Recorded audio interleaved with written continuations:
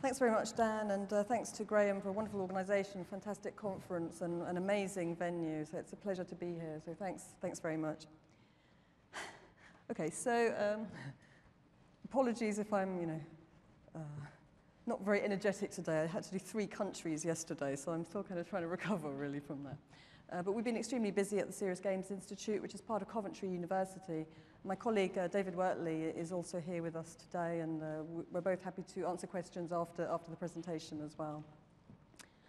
So what am I going to talk about? I'm going to talk about immersive experiences, just quickly look around just to check, and how you can use serious games going forward into the future. So just a question to the audience. How many people have played serious games or play them regularly? Should be quite a lot. Yeah, there's quite a few there. How many people have avatars in virtual worlds? Probably not so many. And how many people have Facebook accounts? Everybody. Okay, that's always quite an interesting thing, just to get a feel for the audience and the kinds of interest areas that you have. So the Serious Games Institute, then, I will talk a little bit about that in a bit. So I'm going to try and cover some of the kind of main trends and developments in serious games as I see them. I'm going to also talk a little bit, as I say, about the Serious Games Institute, which was set up about 2 years ago, part of Advantage West Midland funding for the region, £7 million capital project. I'm going to then talk a little bit about research, because my role is Director of Research at the Serious Games Institute, so I lead the Applied Research Group. We have about 30 companies in the cluster, so we're very focused on industry and products that are near to market. So our research is very focused on kind of industrial applications, really.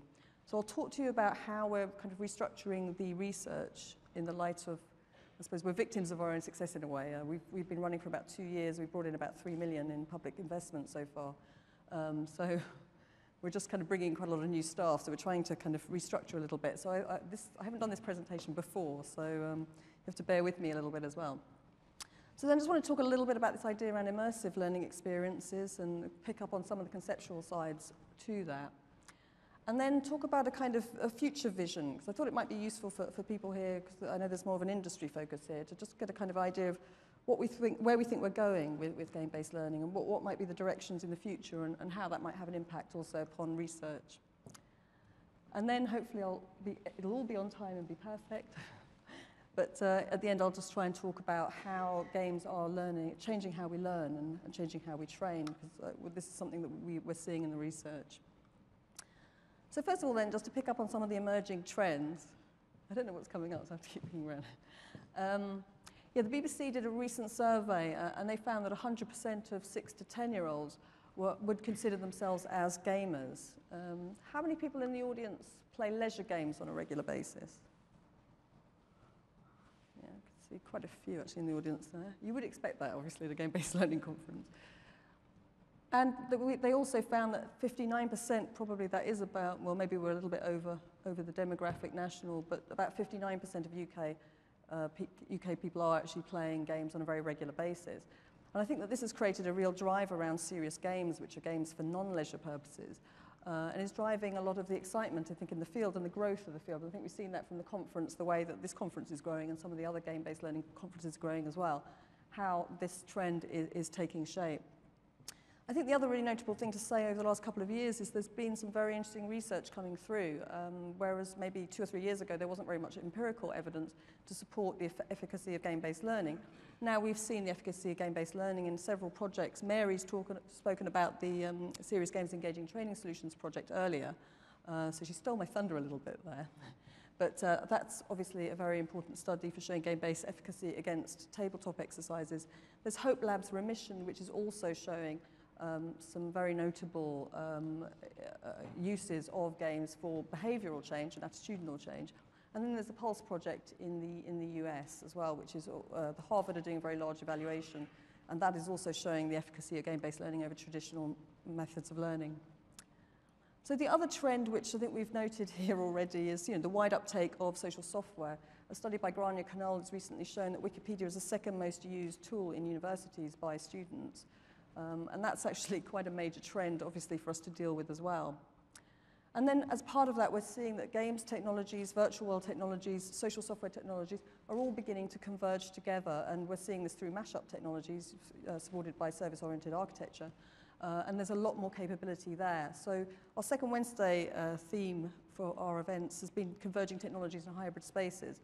So we're seeing very much these convergences of technologies, but we're also seeing the possibilities of using virtual and real spaces, and this idea of hybrid spaces or smart spaces, as David Wortley kind of classifies them, where you can actually move between real and virtual spaces and create, or choreograph, as I call it, kind of these kinds of immersive experiences where you can pull between virtual and real experiences and using quite a range of different kinds of technologies.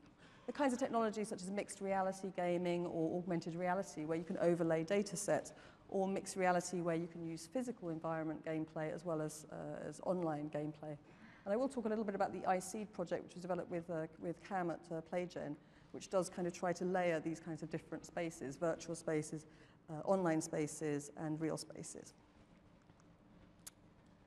So then, So I'm going to talk a little bit about the Serious Games Institute very briefly. This is the Serious Games Institute modelled onto the Olive platform, just for a bit of difference. The project was, as I say, a £7 million capital project from Advantage West Midland, and we thank them very much for setting up this project. We've since then brought in about £3 million in public funding. We have 4 strands of activity. So we have showcasing and events that we do, so quite a large conferences with the IEEE conference, the Serious Virtual Worlds conference, second Wednesday events. And then we also have business incubation and business support as a second strand. And then we have the applied research group, which I run. And then fourthly, we have training and education. So we've got a master's program running, and there's a PhD, a doctoral school as well that we're setting up, and some continuing professional development, which we're opening up. So the model has been, really quite an amazing one. It's allowed us to travel around the world, to speak to people all over the world. And it's very much about this engagement between industry and academic groups and how you can bring those together. So I'll just talk a little bit now about these 4 strands of research which are emerging from our research. So the first is the kind of neuropsychological and educational research perspectives on the efficacy of game-based learning. I've got to find a way of shortening that, because that really doesn't roll off the tongue. So in this group, so we've got about 12 funded projects. So I'm just going to kind of bring up some of these projects now. I'm not going to talk about all of them, obviously, because we don't really have time. The second strand is the kind of visualization and modeling area. I've put in red the ones I'm going to show some clips from. I think the ones worth mentioning there is probably the Meducated project, which is quite a large EU project with about 14 partners, and that's looking at how you can reuse game content, and in particular serious game content, which I think is something which probably in the future we're going to be doing a lot more of. And then we've got the artificial intelligence and artificial life techniques. We've brought someone over from Toulouse University to introduce some of the kind of classifier systems and evolutionary algorithms into some of the systems, and I will talk a little bit more about that as we go through. And then the fourth area is multimodal interface integration. So that's very much looking at how you can use other kinds of peripheral devices, such as brain-computer interfaces or sound interfaces and so on. So the idea is that these threads of research are going to start to kind of wrap round together and to create some opportunities for doing some very, very leading-edge work, which we think is signaled by this kind of concept around intelligent tutoring environments, is how we're kind of conceptualizing it at the moment.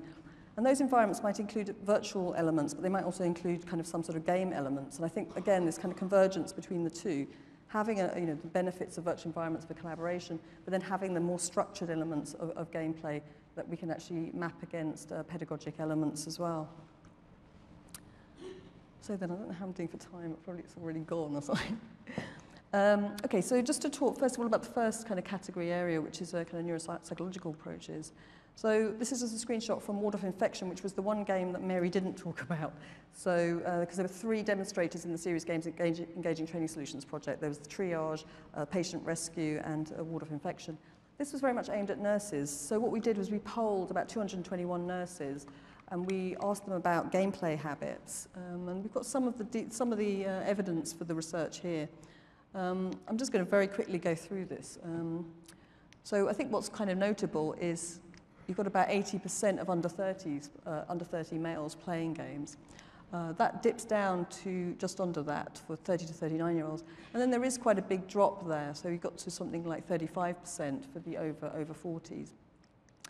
Then look at kind of the female split, which is different, as you can see, but not hugely different. In the UK, actually, more and more women are actually playing games, and that demographic is really changing. So in terms of the under 30s, we've got something like 50% there, and then there's hardly any drop for the 30 to 39-year-olds, and then again a drop, probably not as dramatic a drop for males over 40, and it's something like 25% of those playing games.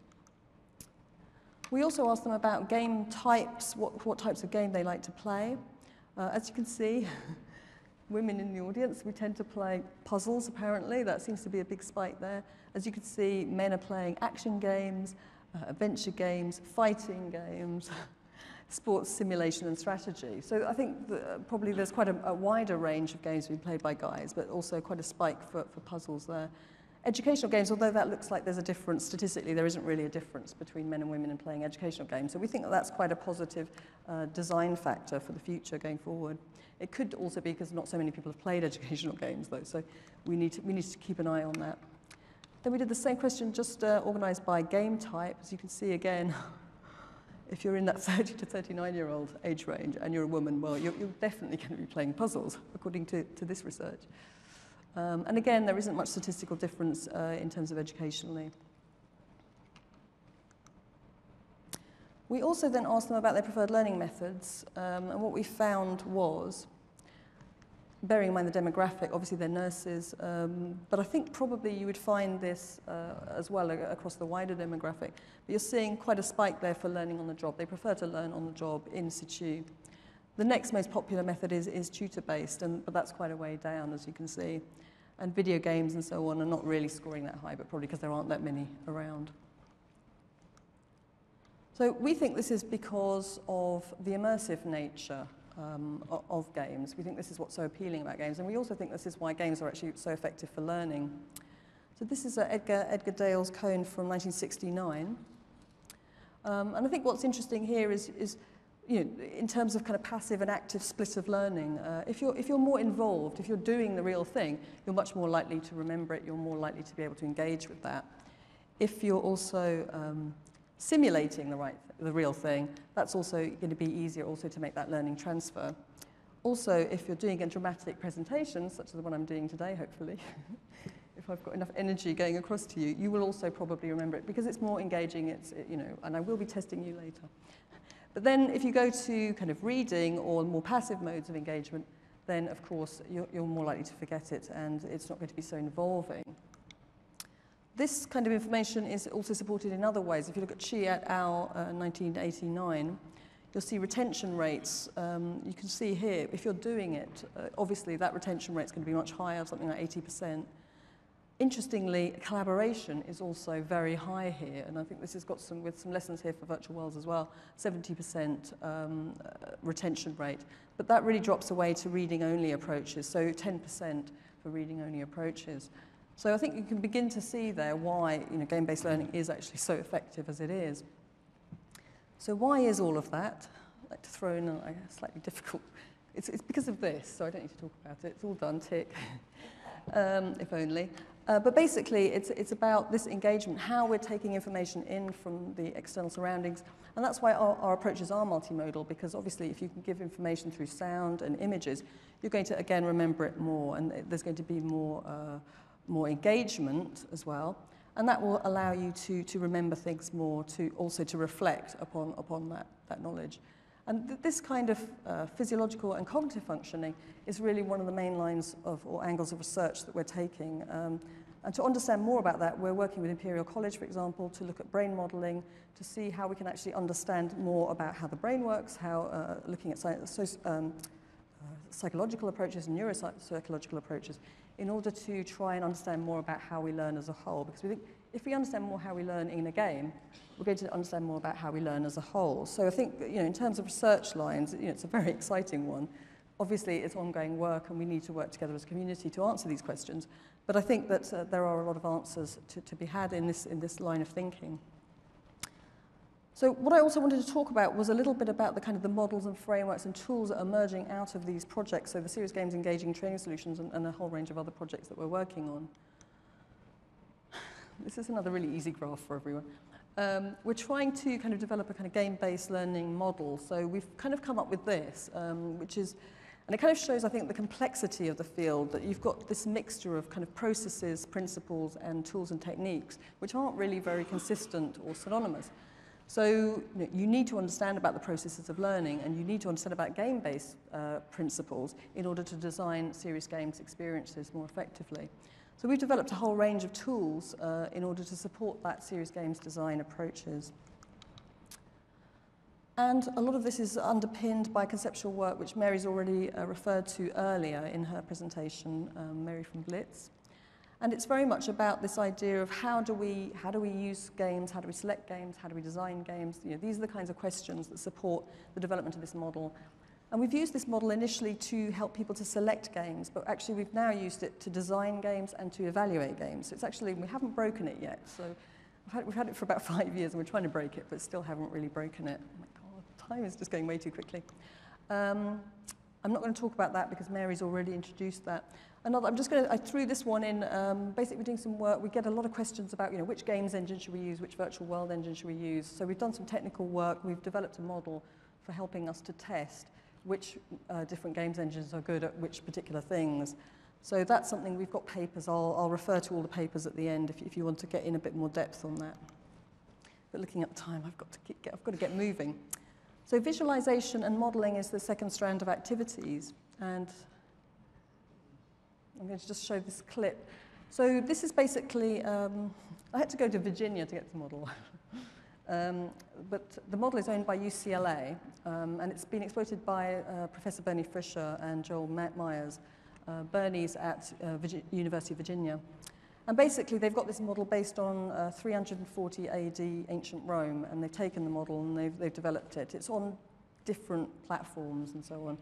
What they've done with it is they've got, I think, 3 different types of the model, and one is actually mashed up already with Google Maps. So what we're doing is working with them to try and do some testing. So the model I just showed you that looks at different games engines, we're looking at bits of the model and putting them on different games engines and doing different things with them. I'll just kind of let this run a little bit.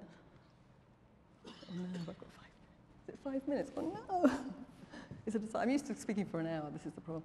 Okay, so the other strand is multimodal interface integration. I did mention quite briefly the iSeed project. I'm not going to show this clip just because in view of the time, so Carol, we'll just skip over this one. But what I will do is I'll talk a little bit about the artificial intelligence and artificial life approaches, which is the third strand of research, and we can see a little bit of preliminary modeling. We're doing some crowd modeling work here. We've developed a model called levels of interaction, which allows you to, obviously, to interact in different ways with the crowd in the model.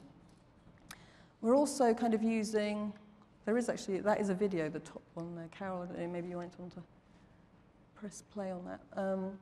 We're also integrating, it wasn't meant to come up there. We're also integrating kind of chatbot technology, which is in the previous slide. So this is some provisional work. What we will be doing is integrating artificial life techniques. So that's evolutionary algorithms, which will allow virtual intelligent agents to interact much more closely with players to create a kind of more of a scaffolded learning approach. So that's kind of, it's a little bit more future work, but I think it's going to be quite exciting. So to kind of give you an idea of what that future work might be, you can play the clip, Carol.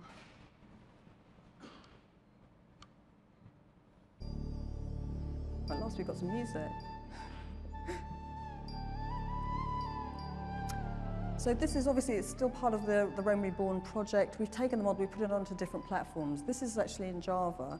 We've done a mashup with Wikipedia, which allows you to move around the model and to pull down information from Wikipedia and also obviously potentially from other data sets. With the Google Maps mashup, this is actually showing how you can actually layer up quite complexly different elements, different information systems, for want of a better word. So our vision for the future then is very much around this model. and how we can actually create this intelligent tutoring environment for learners, so that learners can actually come into the environment and they can learn, they can learn history, or they could learn maths, or a whole range of different things, cross-disciplinary approaches. And the learning could then be scaffolded as well with virtual agents. I think I'm doing okay. You can bring the music up a little.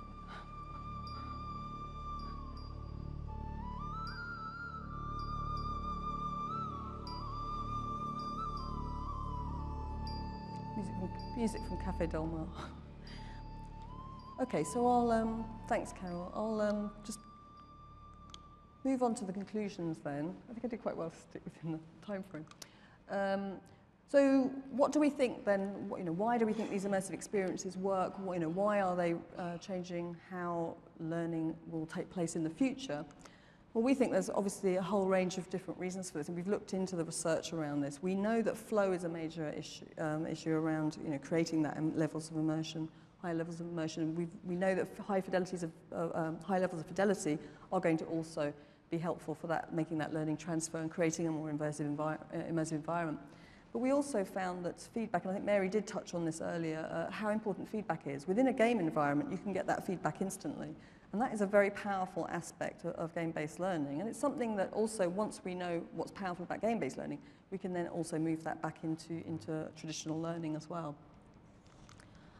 We also know that motivation is really increased. Games are extremely good at targeting particular groups of people, very good at motivating people, particularly hard to reach groups. This is a real strength, and they can be very, very engaging. So we also think that they do have this power to engage and to create new opportunities for moving between different spaces. So you could be in a virtual world, or you could be in a game space, or you could be online, or you could be in the physical world. And the way that these experiences layer together is obviously something which is quite desirable for learning. And it's something which, if we can replicate that, if we can choreograph those kinds of environments and those kinds of experiences, that we can really accelerate learning, and we can help to support more advanced approaches to learning itself. And we think, as I've said, very much this idea of future learning will be probably more about choreographing learning. It will be about creating these immersive experiences, and in particular, having different kinds of interfaces. So whether they're brain-computer interfaces, or sound interfaces, or touch interfaces, these kinds of areas we're going to see a lot more of in the future.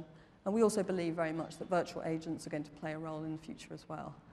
So that's a kind of, I suppose, a vision for the future that I've just kind of tried to lay out for people. I think probably everybody here has their own view on whether that would work, or the levels, or how we would do that, or what the technical challenges are, because obviously there are some serious technical challenges along the way. But we think that it's a vision which is actually an attainable vision, and it's something that we're very excited about at the Serious Games Institute. So just some links here. Our next Second Wednesday event is on the 14th of April, and it's on brain-computer interfaces. And we've got Professor Pam Cato coming, who worked previously at the Hope Lab and did a fantastic evaluation of remission that I talked about earlier. So do come along either physically, or you can come online via Second Life or on the web. If you also want to meet up with me in Second Life or in the real world, please do. I'm going to be around all day if you want to ask questions as well. And here are some of the references, if you can read them from there. Just a few of the recent references that I referred to along the way. So thank you very much for having me, Dan, and thanks everybody.